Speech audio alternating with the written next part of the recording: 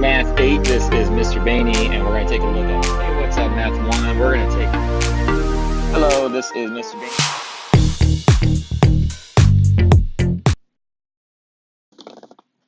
Let's take a look at lesson 19.5, equations of parallel and perpendicular lines.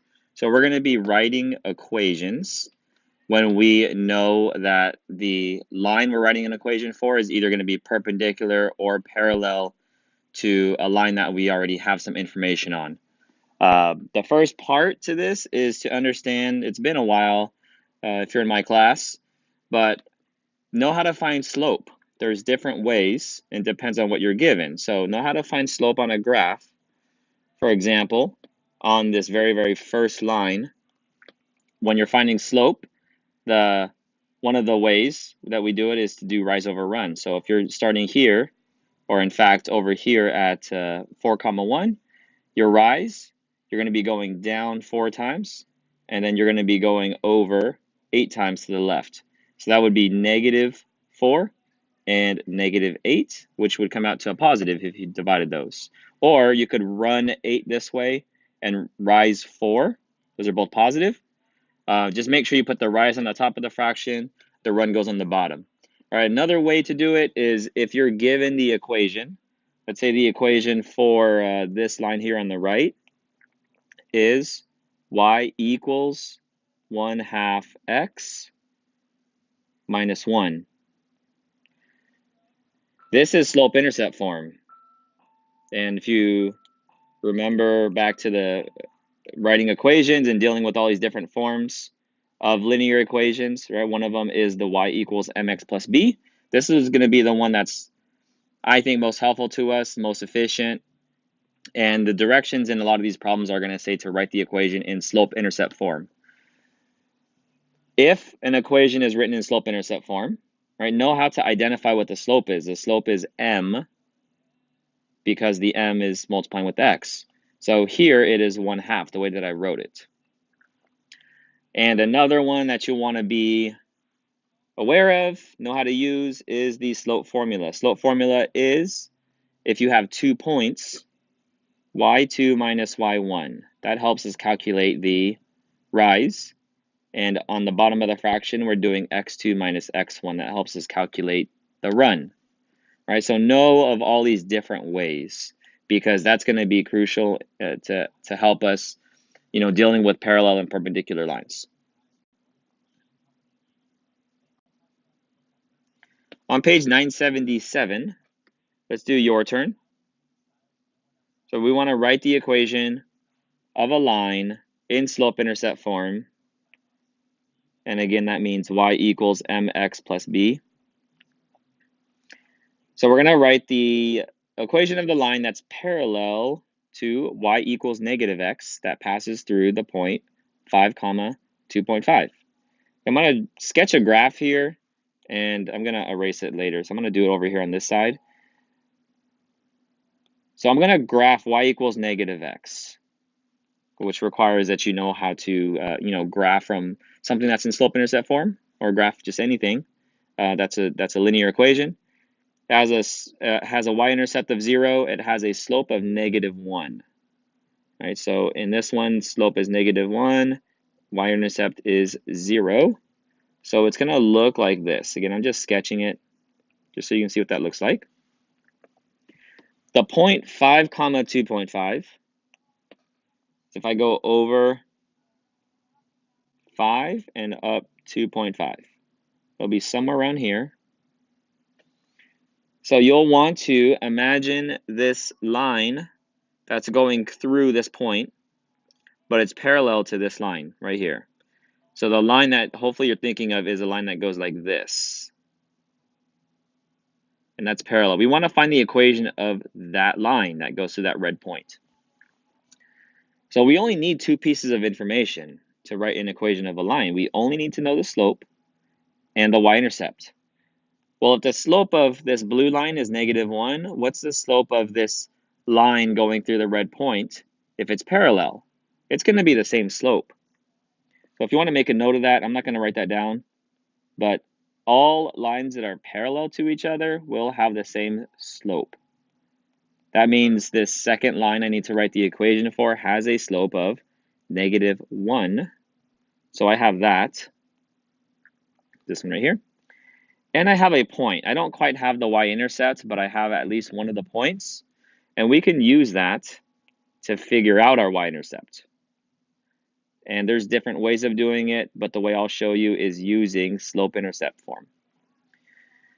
5 is our x. 2.5 is our y, right? X and y, that's any point is represented by x and y. So we just plug in. Y is 2.5, m is -1, x is 5, and we don't know what b is.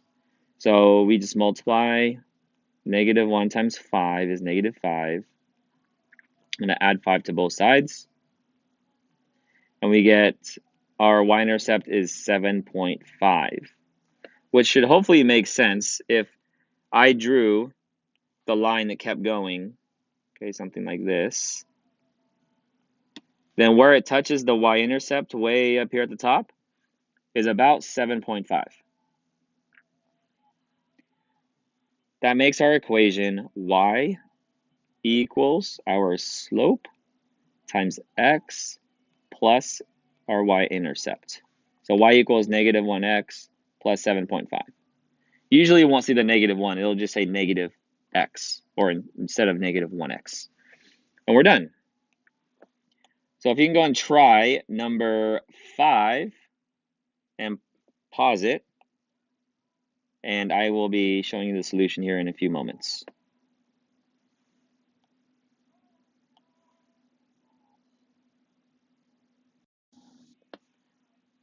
Here's a solution. We have a slope on our given line. Our slope is 3/2. That means the line parallel to it will also have the same slope of 3/2, right? Same slope for both lines. Our second line we need to write the equation for passes through this point, right? If it helps you see it visually, go ahead and graph it. Just make sure you know what you're looking for. The point represents our x and our y. So plug into y equals mx plus b. So you have y equals m times x plus b. We do this to find out what b is.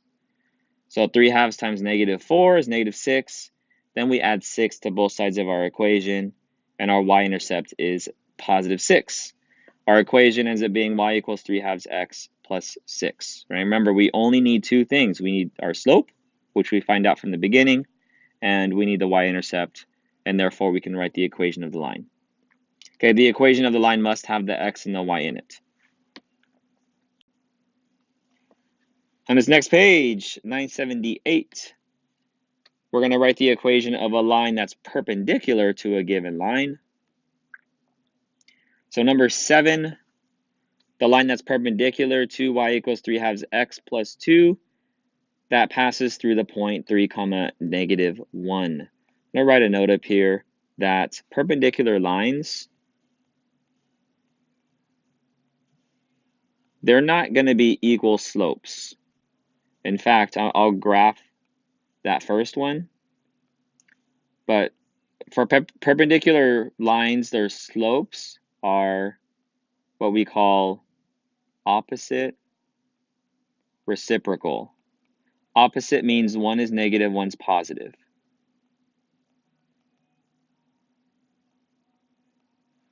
The slope of the line in number 7 is 3/2. So it's positive, so the opposite of that means it's going to be negative. So down here, I'm going to put negative. The reciprocal means to flip the numerator and denominator. It's already a fraction, which is nice, so we just flip the numbers. If it's not a fraction, put it over 1, and then you would flip the numerator and denominator there. But 3/2 means it becomes 2/3. Okay, so let's just take a look at this visually. I have my x and y axis. The y-intercept of the given line is 2. And then I'm going to go up 3, rise 3, and run 2. So it'll be around here. There's our line. The line that's perpendicular to that is going to pass through the point 3 comma negative 1, which is down here. And I forgot to mention this, but in case you didn't know, perpendicular means the two lines create right angles or 90-degree angles. That's what makes them perpendicular. So we know that we're not dealing with parallel this time. If the line going through the blue point is parallel to the first line, it's going to be going this way. But it's perpendicular, which means it's going to go this way. It'll create a right angle like around here. So if it's going this way, that means it has a negative slope. That means from left to right, it's going downhill. And our red line from left to right is going uphill.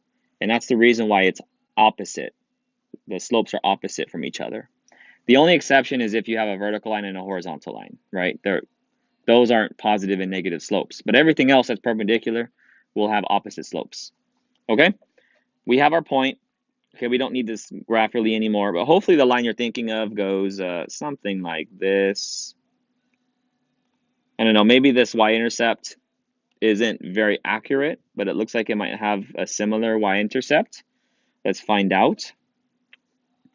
So I'm going to plug in x and y into my y equals mx plus b, so it becomes negative 1 equals the slope times x plus b. And if I multiply negative 2/3 times 3, that's negative 2. And if I add 2 to both sides, that's 1. And so I was off a little bit. I kind of made the slope a little bit too steep. It should have gone through here to make that a right angle. So our equation is y equals our slope, negative 2/3 x plus the y-intercept. That's 1. All right, the biggest mistake I'm going to see is that some students will use the slope of the exact same slope of the other line instead of the opposite reciprocal of the slope. All right, remember, we only take the opposite reciprocal if it tells us it's perpendicular. We use the exact same slope if they tell us it's parallel.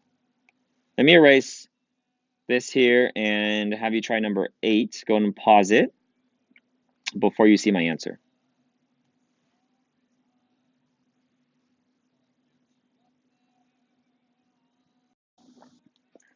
Here's our solution, and I didn't have to show much work for this one. If you showed the work, getting the y-intercept, you should get the same answer anyway. The y-intercept is 0. Okay, what's nice about this problem, only if you notice it, is that they tell you what the y-intercept is. If the line goes through 0, 0, that's on the y-axis. So that means it's the y-intercept.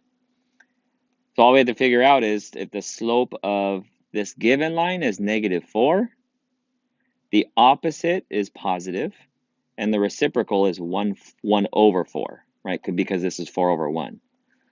And if you went through and you plugged in these numbers, right? Y equals m times x plus b, you would see that it's 0 equals 0 plus b, which means b is 0. And in my equation, I didn't write down plus 0 because you don't have to. Selected answers will not show the plus 0, so just leave it as y equals 1/4 x.